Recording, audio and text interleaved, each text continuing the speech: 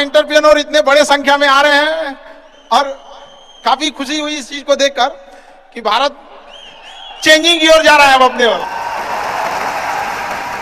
हमेशा सीखने की प्रवृत्ति रखिएगा। और आज के टाइम पे बाप रे, एक बहुत बड़ी समस्या ना कि दूसरे से प्रति जलन जरतुआही। जरतुआही समझते हैं हम लोग, बिहार का ठेठ भाषा है। पता नहीं आप लोग समझते हैं कि नहीं सर?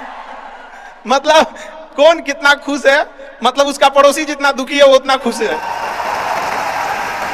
आप कितना ईमानदारी से काम करते हैं, कितना लगन से काम करते हैं, सफलता इसी चीज पे डिपेंड करती है।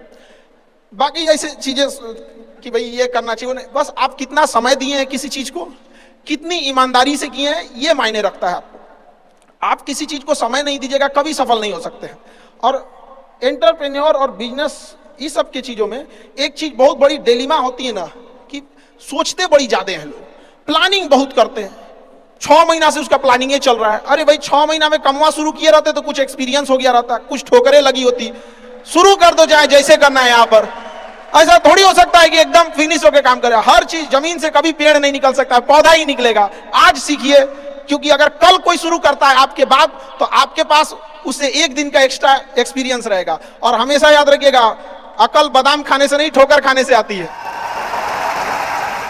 जितना ज्यादा आप ठोकर खाएंगे उतने ज्यादा अकल आने वाली है।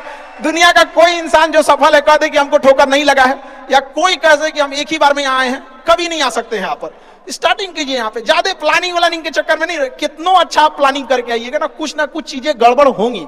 क्योंकि किताबी नॉलेज, ये मोटिवेशन, ये सब चीजें ये एक अलग चीज है। धरातल पे उतर के जाइएगा ना तो अलग चीज है। यहाँ पर और कभी बिहार में आके देखिएगा तो एकदम में अलग मिलेगा। बड़े बड़े लोगों की जिंदगी में मुसीबत आती है, वो मुसीबत ही आती है बड़े लोगों के लिए। क्योंकि फिल्म में जो सबसे टफ रोल होता है ना, वो बढ़िया हीरो के कंधे पे दिया जाता है। तो ये पृथ्वी पे भी ना ऊपर वाले को पता है कि ये बढ़िया हीरो है, इसको थोड़ा सा हम रोल देते हैं बढ़िया। तो बड़ी जिम्मेदारी देने से पहले ऊपर वाला भी ना आपको टेस्ट करता है। टेस्ट करके ही देखेगा कि नहीं करेगा।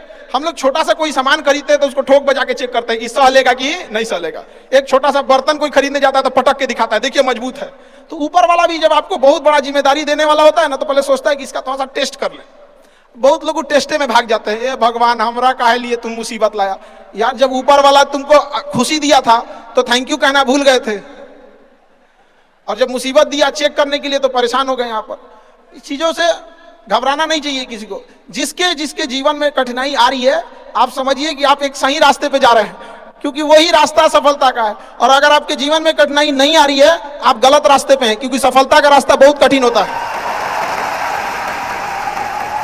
कि कुत्तों की रेस में दौड़ने से घाटा यह है कि जीतने के बाद भी कुत्ता ही कहलाएगा आदमी। एक बार एक रेस में ना कुछ कुत्तों को दौड़ाया गया, बीच में शेर बांधा गया कि कौन तेज दौड़ता है। शेर दौड़ा ही नहीं, कहा कि जीत के भी क्या फायदा, जीतने के बाद वो कुत्ता कहलाएगा। उसको बस ऐसे समझिएगा कि जब आप बढ़ते हैं तो आपके चेहरे पे कभी कभी कुछ दाने निकल जाते हैं, उसको छेड़ा नहीं जाता है। 10 दिन 15 दिन बाद वो खत्म हो जाता है, फिर दिखता तो है तो आपका चेहरा ही दिखता है।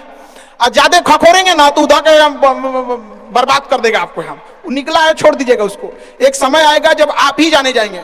यहाँ लोग किस चीज पे नहीं उंगलियां उठा देते हैं, भगवान को उंगलियां उठा दिए लोग। अग्नि परीक्षा भगवान को देना पड़ा, हम लोग की क्या औकात है जी यहाँ पर।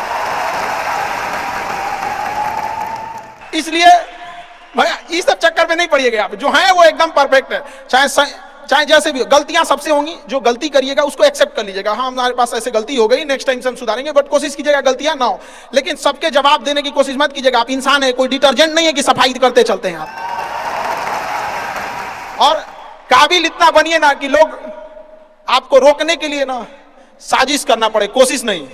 उस लेवल पे जाइए आपको, यार ये कैसे आगे निकल गए। यहाँ पर मुसीबत आए तो अपने आप को एक बार थपथपाइएगा कि हाँ आप उस इलीट क्लास में हैं जिसके सामने मुसीबत आई है। और एक समय आएगा कि जब आप इस मुसीबत को पार कर जाएंगे, और एक समय आएगा कि जब यहाँ आके आप अभी अपनी संघर्ष की कहानी बताएंगे कि हम भी ऐसा थे। और हम आप सबसे यही उम्मीद करते हैं कि भगवान से भी हाथ जोड़ के यही दुआ मांगते हैं कि जितने लोग हैं देश के, सबको एक दिन अपनी कहानी सुनानी पड़े। क्योंकि यह देश वीरों की धरती है, वीरांगनाओं की धरती है। यहाँ पर हर बच्चा यहाँ का फौलाद है अपने आप में। यहाँ पर तो ये वक्त है अब ऋण चुकाने का।